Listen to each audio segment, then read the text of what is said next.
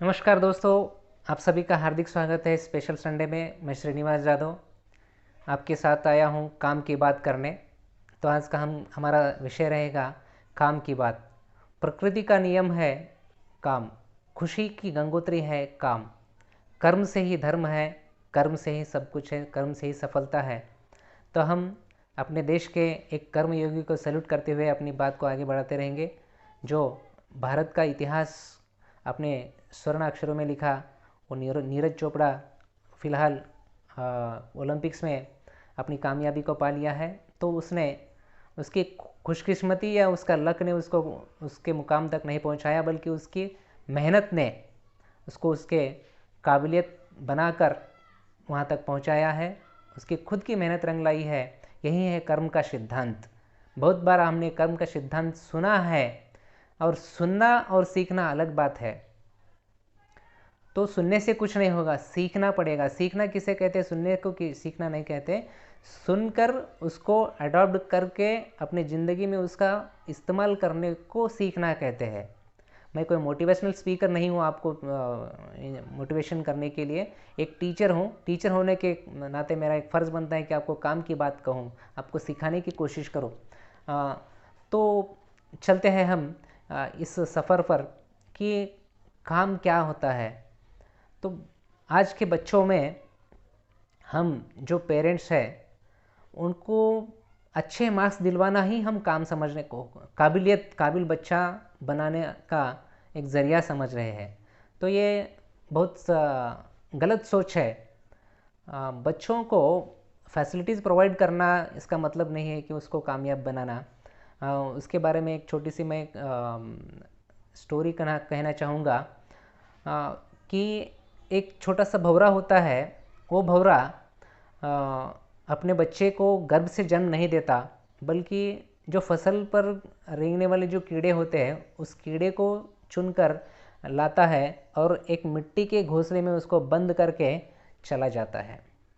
उसके बाद वो जो कीड़ा है, वो सोचते रहता है कि मेरे को इस घोंसले के अंदर बंद करने वाला भौरा कब आएगा और मुझे यहाँ से कब आज़ाद कराएगा। वो तड़पते रहता है, सोचते रहता है, सोचते सोचते तड़पते तड़पते बहुत ही इंतज़ार करने के बाद जब उसकी उम्मीद ख़त्म हो जाती है कि मुझे अब वो आकर नहीं निकालने वाला, तब वो अंदर से ही बाहर निकलने की कोशिश करता है और उस घोंसले को तोड़ने की कोशिश करता है। कोशिश करते हुए करते करते करते वो खुद ही अंदर से भौरा बन जाता है। भौरा बनकर उसको घोंसले को तोड़ने में कामयाब होकर ऊपर उड़ जाता है और एक कामयाबी की छलांग लगाकर आसमान में एक नई ज़िंदगी का शुरुआत कर देता है। अच्छा लगा, बहुत अच्छा लगा सुनकर। तो और एक दूसरा बाजू में घोंसला था। हमने सोचा कि क्यों उसको उतना इंतज़ार करना पड़े। इसी भी घोंसले को हम अगर बाहर से तोड़कर उसकी कुछ मदद कर सकते हैं तो करेंगे, सोचकर उस दूसरे घोंसले को हम तोड़ने की कोशिश की। जब तोड़ दिया तो अंदर से एक कीड़ा नीचे गिर गया और रेंगने लगा। और वही ज़िंदगी रेंगने वाली चलती रही। यहाँ पर सोचने वाली बात है दोस्तों। हम बच्चों को अगर हम बाहरी मदद हम करेंगे, उसको फैसिलिटीज़ प्रोवाइड करते रहेंगे, तो ऐसे ही कीड़े की तरह ज़िंदगी रेंगते गुजारेंगे। और इसी के दुख की बात है, हमारे देश में यही हो रहा है। तो बच्चों को फैसिलिटीज़ प्रोवाइड करने के बजाय उसको ज़रूरतें प्रोवाइड करना, यह हमारा फ़र्ज़ है, यह हमारा कर्तव्य है। इसी का एक उदाहरण देते हुए हम एक बच्चे की बात करेंगे जो मुंबई में रहता है। उसका नाम है चोपड़ा, शायद तिलक मेहता नाम का 13 साल का बच्चा अपने चाचा के घर में छुट्टियां मनाने के लिए जाता है। वहाँ पर साथ में किताबें लेकर जाता है। कुछ दिन रहने के बाद फिर से वापस अपने घर आता है। तो उसे आने के बाद पता चलता है कि अगले ही दिन उसके एग्ज़ाम्स होने वाले हैं और सभी किताबें चाचा के घर में मौजूद है। अब कैसा करना? तो उसने अपने, जैसे हमारे बच्चे जो कॉमन बच्चे कहते हैं, पापा मुझे चाचा के घर से बुक मंगवाना है, कोई अगर आपका असिस्टेंट है तो उसके मदद से क्या आप मेरी बुक्स दिलवा सकते हैं?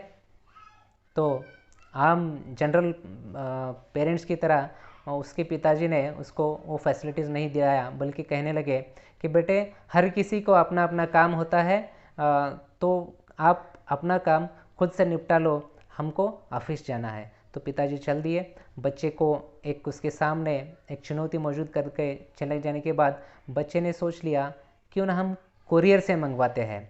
तो कुरियर शॉप में गया तो कहा ऐसा मेरा चाचा के घर में एक बुक है, उसको अर्जेंट से अर्जेंट मंगवाना है। तो कुरियर वालों ने कहा इतना अर्जेंट मंगवाना है तो उसके चार्जेस करीबन तकरीबन 250-300 रुपये लगेंगे। तो उसने कहा इतनी सी बुक को लाने के 250-300 क्यों देना है। तो उस बच्चा वापस आ गया और सोचने लगा क्यों हम दूसरा कुछ पर्याय निकाले। तो उसने अपने चाचा जी को फ़ोन किया, चाचा जी अगर आपके घर से कोई हमारे एरिया में आ रहा है तो उसके पास मेरी किताब भेज दो।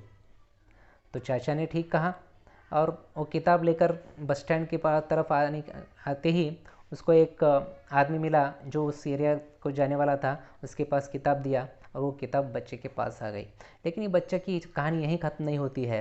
उसने वो किताब ले लिया, लेकर सोचने लगा इतने से काम के लिए कुरियर कंपनी ने मुझे 250-300 रुपये ले रही थी, ऐसे कितने लोग होंगे अपने छोटे छोटे काम के लिए इतने पैसे देना पड़ता है, क्यों ना हम इसका इस्तेमाल करके एक कम से कम दामों में एक नया बिजनेस शुरू कर देते हैं। तो उसने क्या किया, उस शहर में जो डिब्बों वाले हैं उनका अपना अपना एक एरिया में डेली का रूटीन का काम होता था, उस रूटीन वाले काम वाले को जाके मिलते हैं, उसी के साथ अगर तुम ये छोटा सा काम कर दोगे तो इसके पैसे आपको अलग मिलेंगे, क्या आपके काम कर सकेंगे। तो उनको भी बेनिफिट हो रहा था, उसने हाँ कर दिया। तो ऐसे अपना एक खुद का नेटवर्क बनाकर उस बच्चे ने वो जो 300-400 रुपये ले रहे थे वो काम 40 रुपये में कर दिया, उस 100-200 लोगों को भी रोज़गार दिला दिया और अपना खुद का बिजनेस प्रारंभ किया। और उसी से वो तकरीबन 1-2 साल में करोड़ों का बिजनेस वहाँ पर चल गया। सब कुरियर वाले परेशान हो गए और वो हमारे देश का सबसे कम उम्र वाला एक बिजनेसमैन बन के उभर आया। अगर उसके पिताजी ने उसकी फैसिलिटीज़ प्रोवाइड किया होता तो वो बच्चा इतना बड़ा बिजनेसमैन नहीं बनता। तो मेरा कहना यही है कि बच्चों को फैसिलिटीज़ प्रोवाइड कराने के बजाय उसके सामने एक चुनौती बनाकर उसको एक अपॉर्चुनिटी दिला दो तो ज़रूर बच्चा काबिल बन सकता है। मेरे पिछले वीडियो में एक दोस्त ने कहा था कि कौन से कोर्स करने से जॉब मिल सकता है, तो इसके ऊपर मैं एक छोटा सा विचार रखकर मैं अपने वीडियो को यहाँ पर रोकने की कोशिश करूँगा। तो एक छोटा सा यह है घटना है, हमारे ज़िले में कलेक्टर साहब ने उद्योग मेला रखा था। हर जगह पर उद्योग की कमी है, बच्चे बेकार है, इसलिए जिलाधिकारी ने जॉब दिलाने के लिए उद्योग मेला रखा था। उसमें सारे बच्चे भाग लिए और अपॉइंटमेंट उसका काउंसलिंग होने वाला था।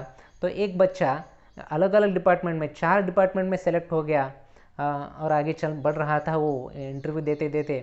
तो उसके पीछे भी एक लड़का इंटरव्यू दे रहा था, हर जगह वो नाकाम रहता था और 4-5 जगह भी उसको जॉब नहीं मिलने से वो क्रोधित हो गया, चिढ़ आ गई और जाकर डायरेक्टली कलेक्टर साहब को कंप्लेंट कर दिया गया कि एक बच्चे को 4-4 जगह पर जॉब मिल रहा है और हमको एक भी जॉब नहीं मिल रहा है, ऐसा कैसा है तुम्हारा सिस्टम। तो उसने कलेक्टर साहब ने बहुत अच्छा जवाब दिया, सब लोग इस पर सोचने की ज़रूरत है। तो कलेक्टर साहब ने कहा वो जो बच्चा 4-4 डिपार्टमेंट सेलेक्ट हो रहा है उसमें वो चारों जॉब करने की एबिलिटी है, काबिलियत है, इसलिए वो सेलेक्ट हो रहा है। शायद तुम्हें एक भी जॉब करने की काबिलियत नहीं होगी, इसलिए आप सेलेक्ट नहीं हो पा रहे हो। इसलिए आप पेपर्स, डिग्री या सर्टिफिकेट्स के बजाय अपने अंदर काम करने की काबिलियत को बना लो तो आपको ज़रूर जॉब मिलेगी।